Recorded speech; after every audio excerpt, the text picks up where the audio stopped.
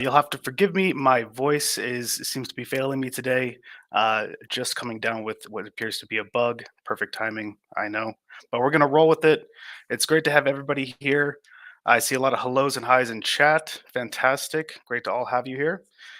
We got a lot of positive feedback from our last webinar where we stepped away from the interview style and actually dove a little bit into some of the technology. And we're going to be doing that again today.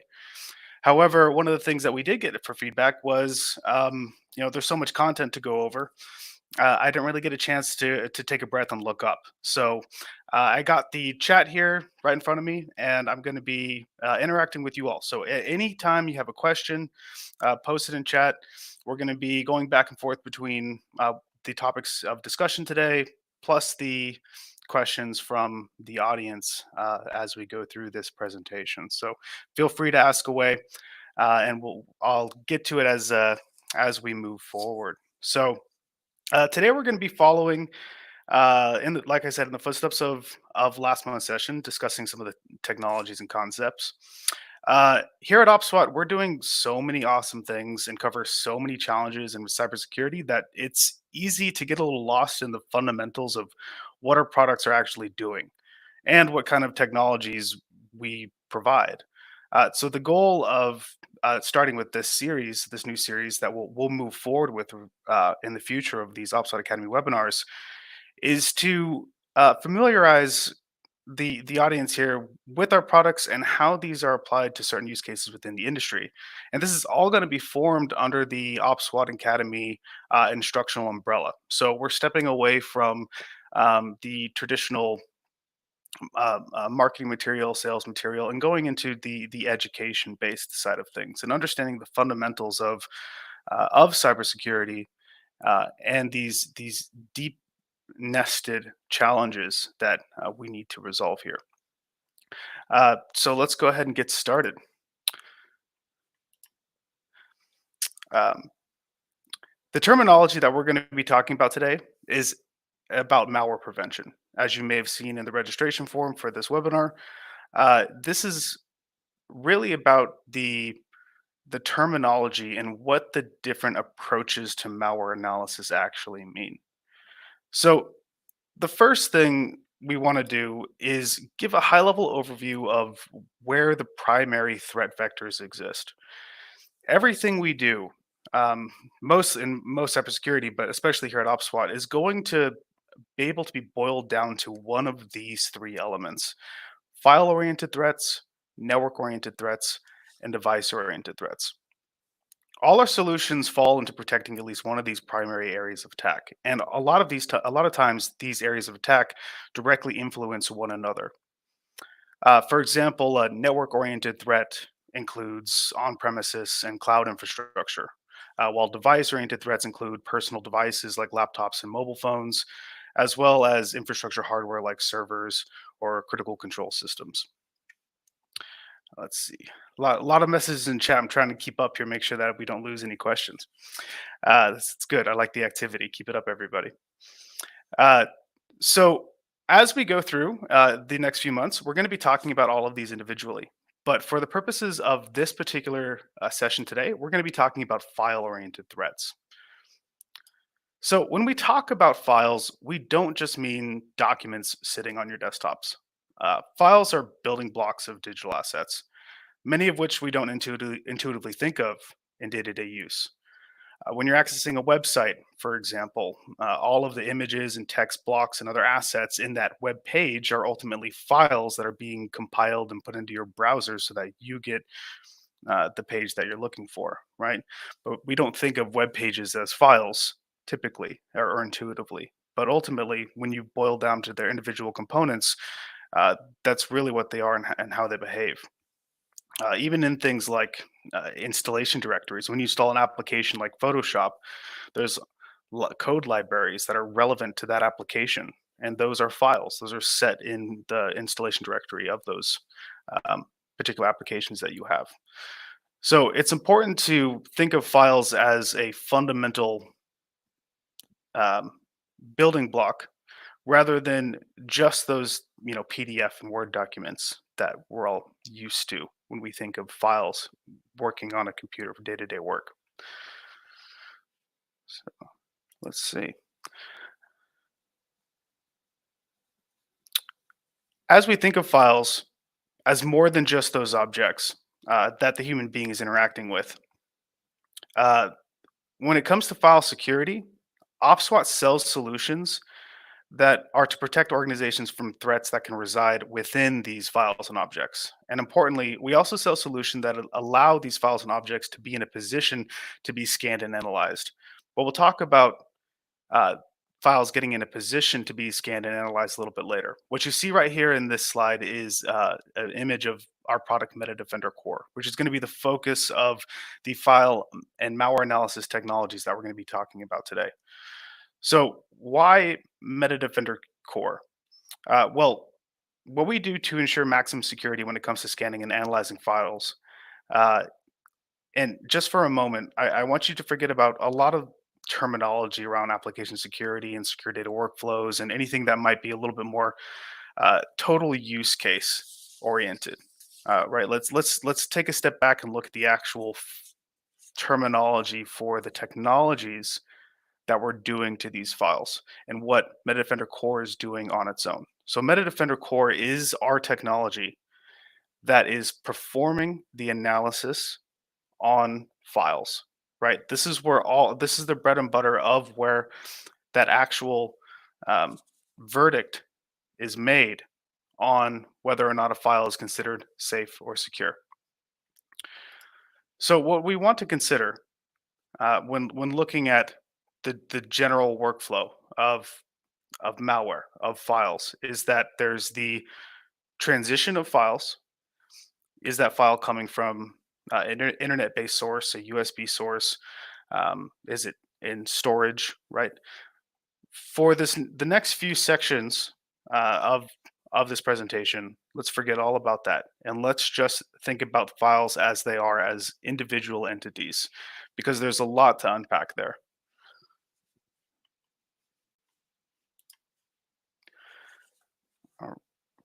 So the goal of Metadefender Core is to receive a file, and through its various technologies, give you the best possible chance to prevent that file from causing harm to your organization.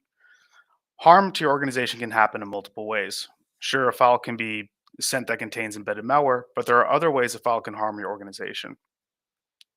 It could have sensitive data for legal implications, or it could be an installer for an out of date software that has a vulnerability. A vulnerability being an unintentional exploitable factor of software that bad actors can use to perform damaging actions against their targets.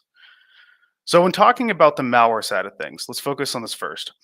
We could have an entire lesson about all its forms and permutations, but for now, there are two primary concepts in malware that's important to understand.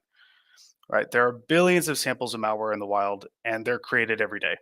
Ultimately, we can break these down into two distinct buckets, and this is emerging and known threats. These are threats that we've identified that we can classify as malware, and then we also have zero-day and unknown threats. These are either currently being developed now or out in the wild and nobody knows about them, right? So we can always take some kind of malware sample and identify it into one of these two uh, locations, one of these two primary buckets, as you were. Uh, so, the world of all known threats that are in circulation, which have been and currently are in use to try and exploit and attack individuals and organizations, and then you have this term zero-day attacks. And the zero-day attacks are new threats that have not been identified. Once again, meaning that if you are attacked by this kind of malware, there's no precedent to compare to, and therefore cannot easily detect and stop that malware from doing any damage. As you can imagine, it's typically more difficult to detect and prevent unknown threats rather than known ones, and we'll go into that uh, as you'll see coming up. So the approaches we use to handle known threats and unknown threats differ inherently. The technologies that we use to identify or prevent against these things is effectively different approaches. But why is that? So let's look at how we handle the world of known threats first, which in itself is massively important. It's much easier for an attacker to use a pre-built asset of malicious software rather than creating everything from scratch. Using already existing malicious assets allows emerging hackers to effectively shorten their research and development time needed to carry out an attack, right? So, therefore, we see many more cases of known threats being reused than we do zero-day attacks in development. It's easier to create something based on existing material, right, than it is for to create something completely new. So, traditional anti-malware companies, they operate by identifying and logging malware in their own research divisions. So let's go and pull that up now. So what does that mean? You see this with anti-malware solutions that have been around for a long time. Um, McAfee, Microsoft Defender, ClamAV, Kaspersky, and others. Uh, these companies are continuously analyzing malware in their labs, using public databases, and as quickly as they can, updating their software, their vendor, and pushing those updates to customers using their software.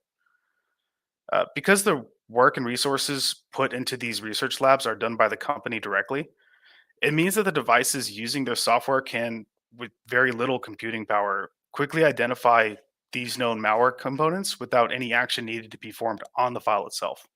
And that's a really important thing to consider. Uh, this is because the software is just looking at the aspects of a file and comparing that to their malware databases, what we call signature matching. A signature being a digital fingerprint of a file, if you will. Uh, so this approach is known as static. Oh, let's go back here. Too many. This approach is known as static analysis. And what we do in OPSWAT is we have a solution called multi-scan. And multi-scan is taking all these aspects of static analysis um, from detection through matching from many AV vendors that was just mentioned and putting them into a single report. Um, so it's static because once again, there's no action being performed on that file. We're just looking at the face value of the data and comparing that to what's essentially a list of known malicious objects. Now, even looking at this, uh, you can see it's on the left-hand side. You may have already realized that there's a potential for something to be missed in this process from the description that we just went over. Um, and there's a certain amount of time that it takes for a research lab of whatever antivirus vendor uh, is updating their definitions to detect, log, and push these updates to their customer devices. For example, perhaps one particular company was a little late to discover a new threat compared to their competitors. So they're going to get those detections sooner on those endpoints rather than others. I see a question here about if we're getting a certificate at the end of this webinar. So we don't give certificates at the end of the webinar. However, we do have something very special in store at the end for the participants of this webinar. So stay tuned for a very special offer that we're going to be giving everybody that's exclusively joined to this event. So um, which ultimately can lead to certifications. So stay tuned for that. Um, all right. So where were we? Detection through matching, right? Uh, the issue is that there's that period of time that we just mentioned where that AV company needs to find the threat, go through their lab process, validate it, and then push it to their definitions, right? So there's competition there, which is great. Competition is fantastic for cybersecurity because we want to have these companies compete against each other to have the most complete uh, signature matching database against these against different types of malware. Um, but with signature matching, there always will be that gap in time when novel malware is released and when it's discovered and logged by these companies. And because of how much data companies consume daily, the difference in how long that time gap is from one antivirus to another can mean the difference between successfully blocking an attack or falling victim to a breach. So that is why Metadefender Core uses this technology called multiscan. It uses multiple antivirus detectors, which we call engines, each of which are updated by the anti-malware companies themselves directly. And Multiscan scans files and compares the detection results between the engines. If there's an emerging threat, OPSWAT can take advantage of the competitive nature of these antivirus companies to be the first ones to discover and log these threats in their static detection process, because it'll be included in that list um, of engines used in Multiscan. So it could be that McAfee first updated their signature database for an emerging threat tomorrow, but it might be late on the draw to a different threat next week, wherein Avira is the first one to update. The multi-scanning component within Metadefender Core is able to benefit from whoever is the fastest, but ultimately uh, the the sum is greater than its parts with multi-scan, because you always get the best one. Uh, it's also important to note that with these signature matching techniques, files don't have to be a full and complete match of a sample discovered in the research lab. Static detection methods have the capability of identifying certain components or sections of files that are often used in malware. So this technique is called heuristics. It's used to improve the success rates of static detection. So hackers can't just make a small change to malicious code and expect it to be classified as an unknown threat. They have to create something new enough to fool the static detection process, even when it's looking into individual decompiled blocks of a file. So you can imagine of um, like a file hash. A file hash is going to be extremely unique to each individual file, and if you make the slightest alteration to a file and calculate the hash, it's going to be completely different, right? So this is going to be, when you talk about heuristics, it's going to look at the segments of a file, and you can be really aggressive with heuristics, or you can dial it back. And the reason why you may not want to be completely aggressive with heuristics is you can almost think of it as you're looking at an image through a smaller and smaller lens. You might find something you're looking for, but the smaller your lens gets, you see less of the big picture, and you might think it's something else. So that's where we get the concept of false positives. And the more aggressive your heuristics are, and the smaller pieces of those files you're looking at, the higher chances that file is actually not malicious, but it just happens to have a slightly similar structure to something that's also known to be in malware, right? So that's detection through matching. We're either matching the full-on signature of a file or those individual blocks in which we call heuristics. Um, all right. So similar to the concept of heuristics and static analysis, we also have detection through reputation. Uh, this is similar to the concept that I just mentioned with heuristics. It compares files or components of files, uh, but the biggest difference here is that it's not comparing to some preset definition within the antivirus um, engine itself. It's actually comparing to a larger subset of a database that is constantly growing. So the main idea here is to allow for a quick static comparison of files that have been slightly altered from their original state.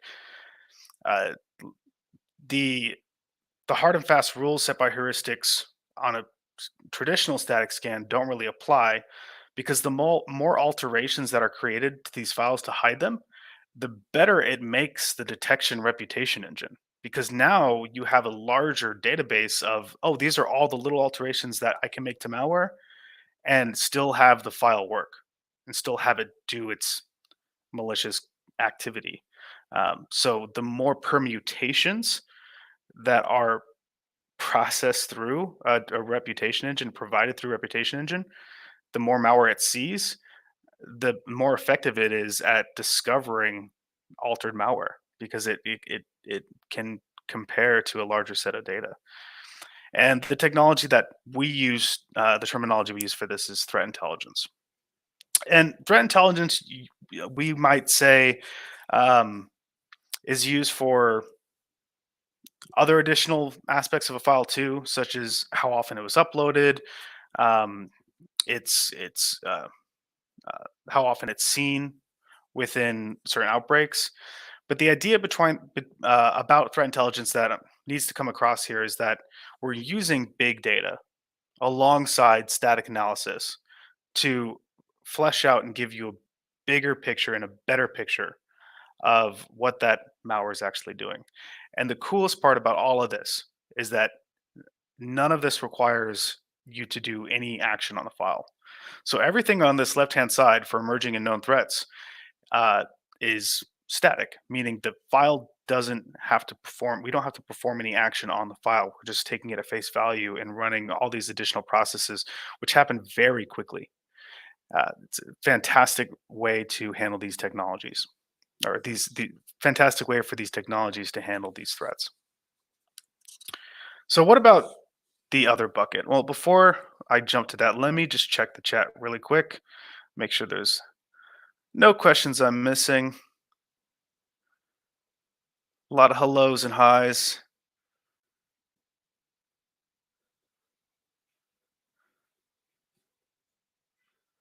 Malware and anti-malware in something called cat and mouse race. That is very true. Yes, it's always a back and forth race. All right, all right. I'll get back to it. Oh, I do have a question here. Um, so, oh, here we go. They're rolling in now. Are they superior to sandboxing, for instance? We are going to get to that. I have the next section is actually about sandboxing. So we'll just hold tight, and we'll get to that subject. A fascinating subject with sandboxing. Um, can you repeat the about the heuristic in two parts? And okay, so with heuristics, you want to the way that we use that term at OPSWAT, some companies will actually use the word heuristics to define sandboxing for dynamic analysis, which we'll talk about soon. But typically, the way that we use this to separate the various approaches and technologies is that sandboxing is a dynamic analysis, which we'll talk about in a moment, and detection through matching, such as static analysis, is uh, a separate approach. And with static analysis, when you're doing matching, you have the ability to match smaller pieces of files. And when you're looking at smaller pieces of files instead of that whole piece of file, you're doing something called a heuristic static scan, where you're basically decompiling the file and looking at its individual segments of code and comparing those rather than the entire file itself. And what that allows you to do, it allows you to detect malware that's trying to fool you by saying, "Oh, I'm not the malware because I altered two lines in my code base, so you're no longer going to find me." Heuristics will say, "Yeah, but this second half of code is the same, so I'm going to flag you as malware." It's a way that we can identify uh, malware that's been altered. And then similarly with reputation, we're looking at essentially uh, the it's the opposite of hashing of a file, where hashing uh, you're going to make a small change to a file and it gives you a completely different fingerprint, if you will. Um, Reputation is using something called fuzzy hashing, where you make a slightly different alteration to a file and that fingerprint is only slightly different, so that you have now this database of files that are similar to each other because they're all, you know, doing some kind of similar malware action, and we can identify those two with each other. And that's evolving as those samples are updated and evolving. So heuristics are coded by the anti-malware company. Reputation, essentially, the more that the hackers and malware writers are creating differences, the bigger that reputation base gets. I hope that answered your question. Yes, we are going to have the presentation after this session, so you guys will receive it in email. after the session with a link to download the presentation. Do you have a YARA rule in static analysis? YARA is another form of static analysis. YARA is it's the acronym. I think it stands for yet another random acronym or yet another recursive acronym. It's very not very useful title, but the uh, the idea behind YARA is to use open source matching um, patterns that you can implement it to some other security solution to look for specific things. And you can look for certain aspects of malware, and you can look for even things to help with data loss prevention. And YARA actually is a module of core. It's very similar to through static detection that these AV companies are building, but it's more of an open source method for that.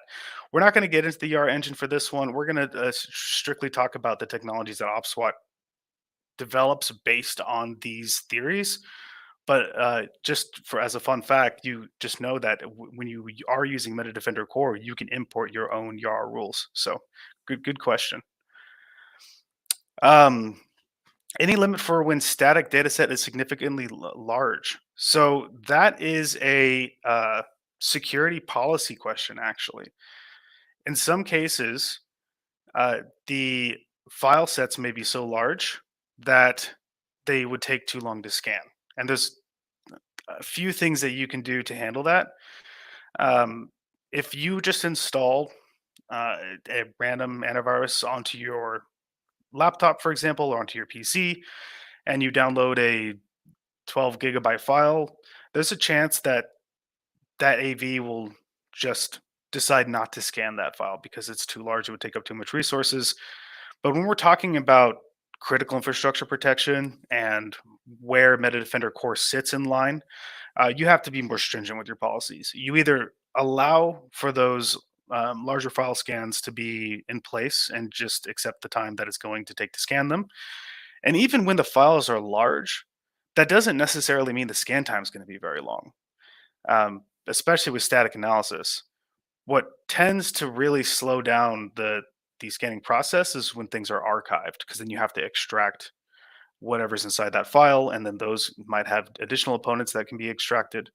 So file size is actually a pretty dynamic question in its own. But for the purposes of what we're discussing here, I want you to think about each of those individual objects that you're extracting in a large file, if it is a zip archive. We're going to be doing these actions to those objects, right? So the idea behind large files and then what you extract from them, that's almost a secondary thing on top of what we're talking about here, right? Because all of those individual components should be scanned and they should be analyzed and they should be verified. And ultimately, if you're dealing with the really sensitive infrastructure that can't be slowed down, there's going to be policies that say you can't submit me anything bigger than 500 megabytes or I'm just going to block it and drop it. So there's all kinds of things that you can do to handle that from a security perspective. um, let's see. On that note, is there a better detection methodology or approach to minimize false positives? uh, yes, actually. That does segue well into the next topic, and I love all the questions. I think I do have to continue, and I think that'll help tie a lot of these questions together because you guys are starting to get into the next subjects. So let's dive into those first before we go any further. Um, okay, so let's see. So what about this other bucket? Unknown threats, right? Often called zero-day attacks or zero-day exploits. Uh, Malware can only have this classification before it's categorized by anti malware institutions and companies. Oftentimes, these zero-day attacks are created specifically for a target, where the attackers aim to take down, exploit, or breach a very specific component of a target organization's architecture. Or it's also possible to have a widespread impact and can affect millions of endpoints and devices, but this is less common. As you can imagine, the research and development resources needed to find a very specific vulnerability for a very specific target Usually, we're talking about the work from state-sponsored actors in cyber warfare or other well-funded institutions. Uh, so, how do we protect against these unknown threats? Well, with Metadefender Core, OPSWAT offers two distinct methods we can use to approach this problem. And depending on the requirements of the situation, we'll use one, the other, or both. Uh, the first of these we'll talk about is the term we mentioned earlier in a question, which is sandboxing. I'll go ahead and pull up this. So, this is detection through analysis. You may have heard of this sandboxing before. When it comes to malware analysis, sandboxing is when you take a virtual instance of an operating system like Windows and use that environment to execute and run a file. And then you just see what it does. Sandboxes are designed to be isolated and incapable of infecting the surrounding systems. The only data allowed out of a sandbox environment is the report from specifically designed software that records and analyzes the virtual system to see what kinds of actions it performs. For example, even if a file was determined as safe using the static analysis, let's say multi-scan with 30 different antivirus engines, we could see a completely different result by running the file and monitoring its actions in a sandbox. If the file is unexpectedly trying to scrape a device's file system, send data to an external URL, or unexpectedly making changes to the Windows registry, we can determine that the file is most likely malicious based on those actions. In most sandbox solutions, this is typically represented with a probability or a confidence score. It gives us a rating on how likely a particular file is to be malware after seeing what it does. The sandbox approach for malware detection is known as dynamic analysis, opposed to the previous section we talked about for static analysis. It's dynamic because the actions of the files determine the outcome of the results, rather than the predetermined results that we're matching against on static analysis. So it sounds like a perfect solution, right? We can just run every file through Sandbox and get our confidence score for every file I was entering the organization. But unfortunately, there are some drawbacks. Um, let's see. Can anybody in the chat give me a drawback of using Sandbox to scan everything?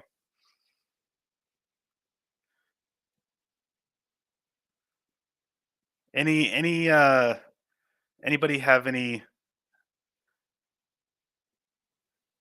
evasion capability? You're getting into some of the more advanced drawbacks, but yes, evasion capability is definitely one.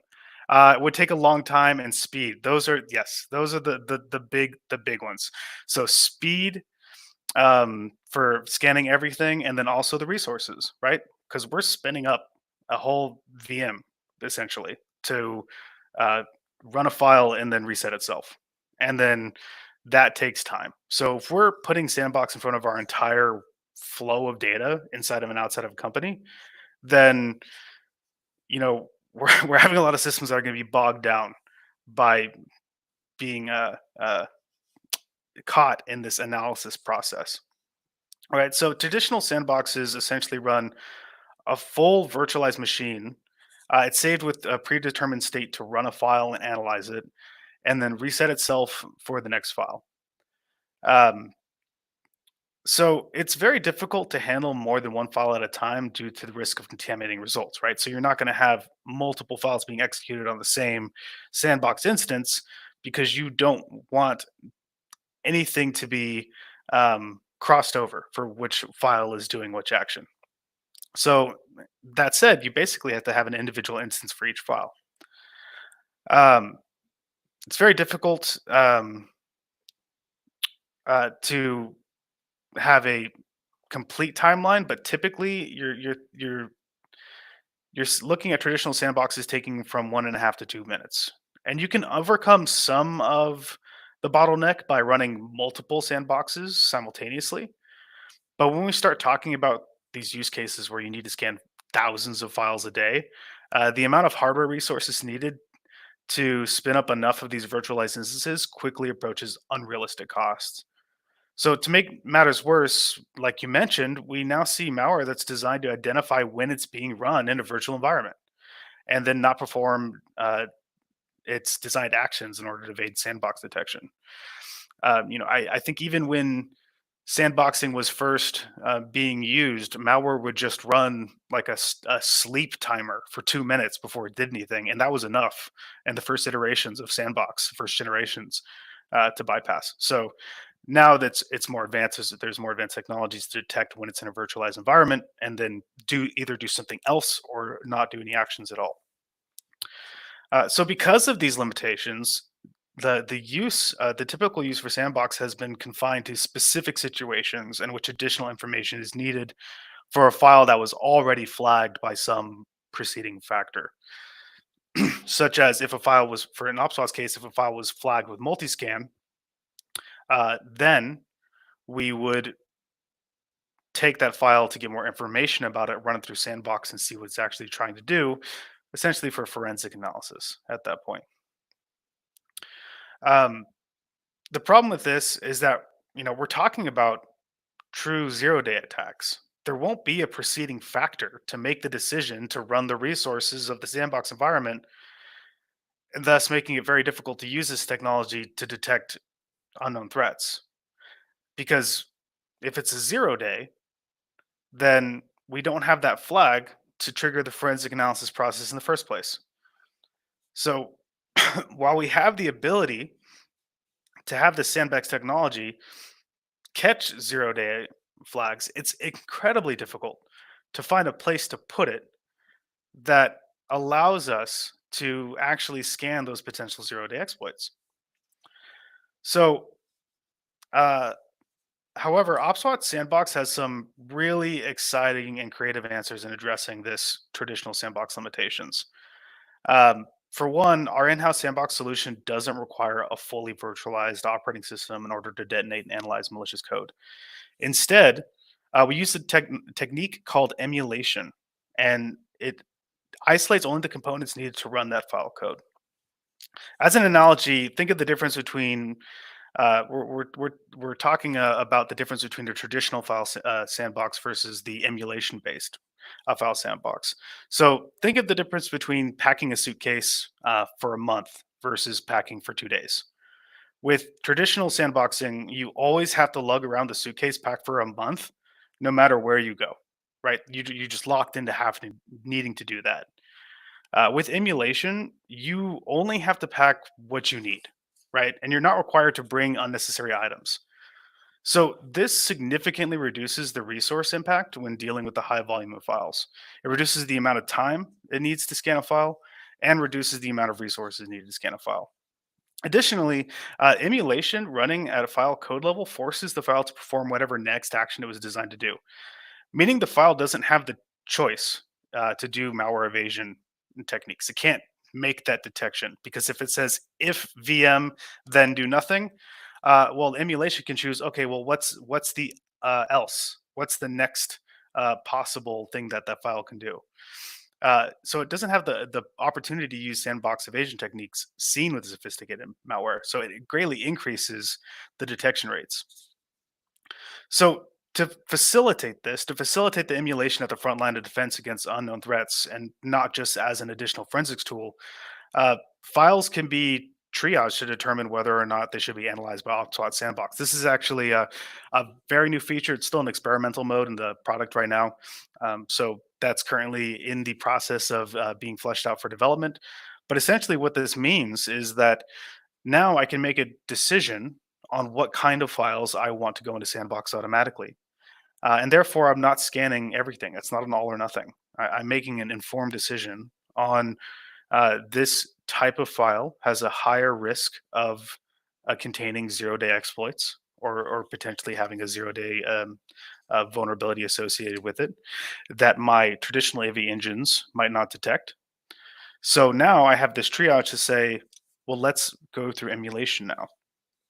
Um, and indicators like file types, if it has archive components and other aspects of a file, are used to decide whether it should be automatically run through the sandbox or not. This allows Sandbox to operate fully in a fully automated data flow alongside the other technologies in Metadefender Core, which is this is a very new and awesome approach to being able to actually use Sandbox in line with a lot of customer use cases.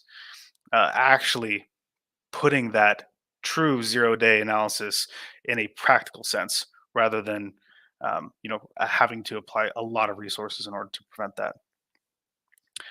All right, let's see. Stop for questions really quick before we go on the next section. Uh, when you say emulation, is that a simulated environment? So you can think of emulation as um, instead of having an entire Windows or Linux operating system that I need to spin up to run those components of the code. Well, what if I only use those parts of the Linux and Windows operating system needed to execute what that code, what that file requires me to do? So you're taking uh, only those aspects of those of that OS kernel of that code emulation of that malware code, and you're running that code. You're basically saying if this file is designed to do this, what's its next step? Let's execute it. Let's execute the next one piece by piece, and it's in a multi-staged process, right? So it's finding those stop blocks on the code.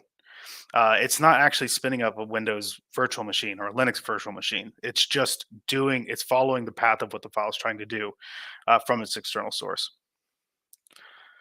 All right. Let's see where are we at here. We're already at 41 minutes, so I'm going to speed things up a little bit here. Um, okay, where are we? So, do, do, do, do, do. So we talked about how Sandbox helps with the unknown threat, the threat bucket, but I did mention that Metadefender Core has two methods in which we handle zero-day attacks. So the other approach is through a technology called deep CDR, and this is an entirely different approach to sandboxing or malware analysis. This is prevention through alteration. And so CDR stands for content disarm and reconstruction. This approach is ultimately different from other technologies because the file you end up with at the end of the process is not the same as the one you started with. What do I mean by that? Well, let's take a look at the name of the technology itself: content disarm and reconstruction. Most file types are made up of various components, and we briefly touched on this concept when discussing malware embedded objects within a file, right? Even without malware, most file types are some form of structured objects that come together to form a single file. So CDR is a technology that takes a file, such as an Excel, PDF, image, or video file, or many other types, and breaks those down into their fundamental components. It then removes or manipulates those components that have the potential uh, to be a threat vector, right? Potential is the big word here because anything that could be a threat is then either altered or removed, and then rebuilds the file back into a known, safe, and importantly, working state. So if I have an Excel file, a good example is if I have an Excel file with a macro, right? Macros can be used for all kinds of actions that can deliver malicious code directly into a device. Uh, in this case, an Excel file processed through deep CDR, when the file is received, it's broken down into its individual components. The macro is removed. It will no longer be functional on that file. Uh, but the file is rebuilt and you can use that file again. I mean, yes, if it's a non-malicious file, the macro will no longer be functional, but it reduces that possibility of malware being delivered through that vector. And that's from a security perspective, that's really something that we are trying to facilitate when we're putting any security solution in line, is reducing that risk. And macros ultimately just aren't worth the risk. So another example is like an image file. Where you could use, for example, steganography, the practice of concealing information within another medium, like an image. Bad actors can embed code within images to be inadvertently triggered by a user when opened with image viewing software or an editing tool. So with deep CDR, the technology will remove the potentially embedded code within the images and reconstruct the file so the image appears exactly the same as it was before being processed without any loss of the functionality of what we expect image files to do. The only thing you might see different is maybe the file size might change. Uh, so with deep CDR, Uh, the technology remove those potentially embedded code within, excuse me, the potentially malicious threat vectors within files as a summary, and then rebuild things up. So what we call this bucket here is dynamic, and typically dynamic is used more for the sandboxing side of things, but we can also use the term dynamic for deep CDR because it's going to dynamically make a change to those files depending on what's included in them and what those file types are. So we use technologies like deep CDR and sandboxing. We can give ourselves the best chance of preventing zero-day attacks. So we talked about multi-scan, sandbox, deep CDR, threat intelligence. Those are three components of core, but there's more to the solution outside of malware. Actually, um, there are other areas of potential compromise of an organization can face with files. Right, an example of intellectual property or personally identifiable information being shared at inappropriate parties can lead to legal implications that can be very damaging for a company. Um, there's a component in Metafin Core that addresses this as well, and this is called data loss prevention. And I actually have this backwards on the screen. I didn't notice that. We're just going to pull them both up. Um, so the data loss prevention works by finding certain patterns within files. These could be um, social security numbers, credit cards, phone numbers, and depending on the settings of that you set core to, it can either block or redact that information. It's proactive. We call it proactive DLP because you're able to do those things. So you can set, for example, um, I get a question often about why would I use DLP for files going inbound into my organization? Well, if somebody's trying to send me, potentially, sensitive information, it can help legally from our standpoint by ensuring that we're not receiving any illegally obtained customer data or anything of that sense. So, while DLP is primarily used outbound, which it absolutely can be used in a core deployment, it's also true to be useful inbound as well. Um, so that covers DLP. Now let's look over on the left side, and the component here is for vulnerability assessment. So vulnerabilities themselves are not the same as malware. Vulnerabilities are weaknesses in software that allow malicious actions to occur within that software. You could be using a browser that's not up to date, that has a known vulnerability, which allows hackers to take control of your system, for example. There are entire organizations and institutions dedicated entirely to detecting and logging vulnerabilities to be available as public information. Uh, Mostly these are classified as CVEs, common vulnerabilities and exposures. Uh, it's just the records of detected vulnerabilities, and they list what that vulnerability is and what the action needed to fix that vulnerability would be. And almost always, that's going to be update to the latest version. So um, you'll see a vulnerability detected on version 1.2, update to version 1.4. Vulnerability detection is incredibly important because if you're using software that has a vulnerability, you might not necessarily know that you're susceptible to older network-based malware attacks you would otherwise be protected against if you updated your software. So because of that, we can group vulnerabilities into the aspect of malware prevention because ultimately vulnerabilities are often used to deliver malware. So these are the six technologies that we just discussed here, and let's group these together. So malware prevention and data loss prevention here. And all of those technologies are the ones that we just discussed. Uh, so if we consider these six components as the actions that are being performed on a file, whether to gather information or whether we're gathering information or altering the file itself, uh, we can take these are all actions that Metadefender Core is performing. Now, before we uh, talk any further here, I have 10 minutes left, so I'm trying to see if I can jump to something here. What can I skip? You guys have asked some great questions. So let's talk about the big picture. The big picture here is that when a file reaches core, this is what's happening, and it's a lot. It's a lot of security techniques that are being performed, and typically when we are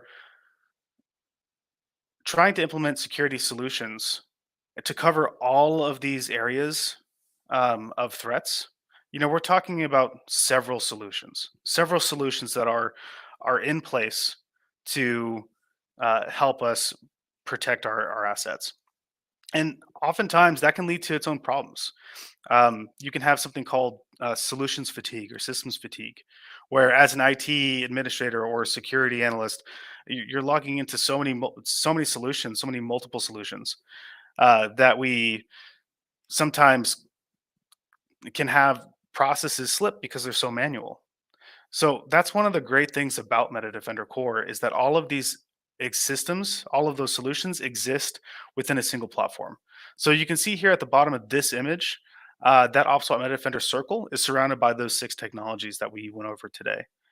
And all of the other products in the Metadefender product line, now you can think of them as, oh, these are methods of other use cases that I am just getting those files to core in some way or another. For example, we have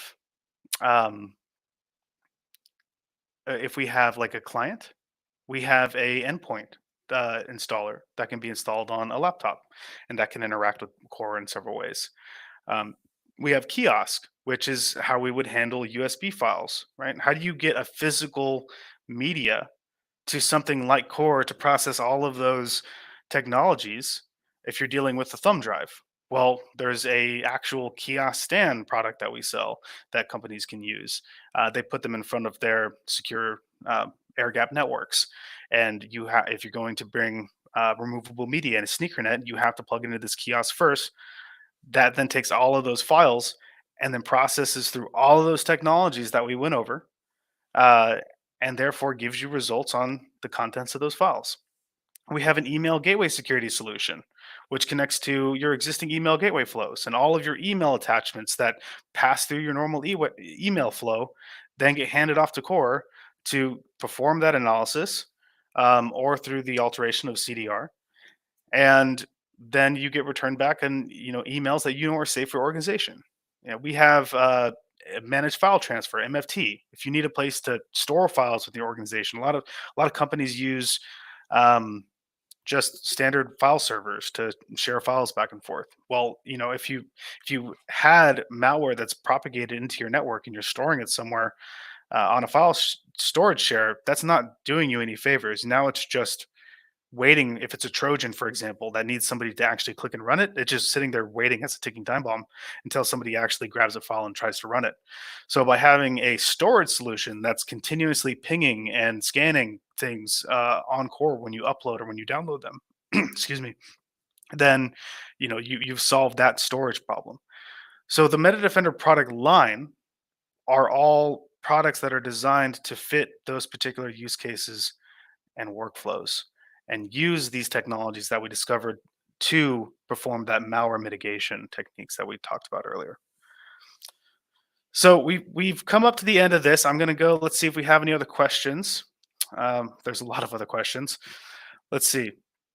CDR runs on Sandbox or different technology? This is a great question. So CDR is a separate technology from sandboxing or static analysis. So when we talked about that static analysis bubble, those are your traditional anti-malware or anti-malware engines that are scanning those static threats.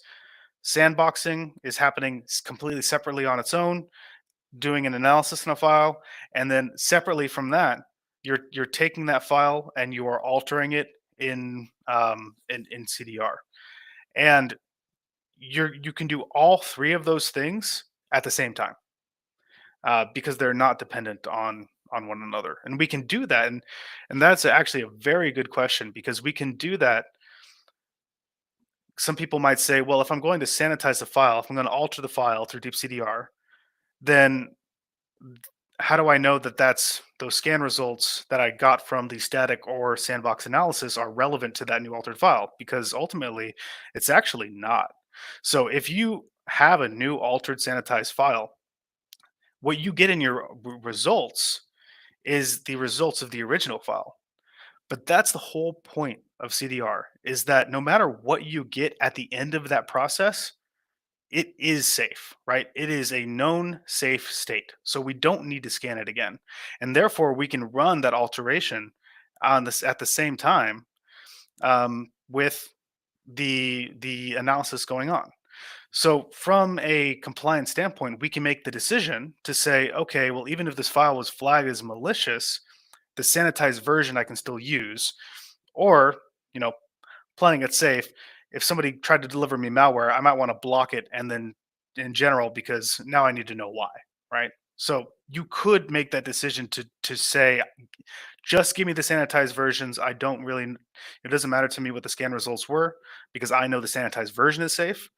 Or, you can do a little bit of both where, yes, I want that static analysis, the results, but I'm only going to use the sanitized version anyway because I want that file in a known safe state. So, very good question. Um, I'm using my phone to attend this call, and the screen is so tiny to view. Can you please send the material email, please? Yes. Not only will I we'll be sending you the deck from this presentation in email, but you will also get a recording, an email to a recording of this, so you could view it again as well. Let's see. Okay, so we're coming up. I did promise you guys a very special promotion. So just for the attendees here that we have on this webinar, for the next month, we are going to have a special promotion on OPSWAT Academy. And if you use code DYNAMIC, all capitals, code dynamic, you can use that for 75% off any associate course at OPSWATacademy.com. So visit OPSWATacademy.com. You can use that promo code dynamic. And this code's only going to be available for you because once we go live with the recording, which will be exactly 1 week from now, that code will no longer be viable. So this is a very special offer for our lovely people that have joined us today. All right. And with that, we have run out of time. For those that are watching the recording and are sad that they didn't get the promo code, just join us next month. We're going to be doing more, more promotions. So we'll see you in the next webinar. Thank you everybody for participating. Thank you for your questions. It was a great session. I'm glad my voice held up, and we'll look forward to seeing you on the next one.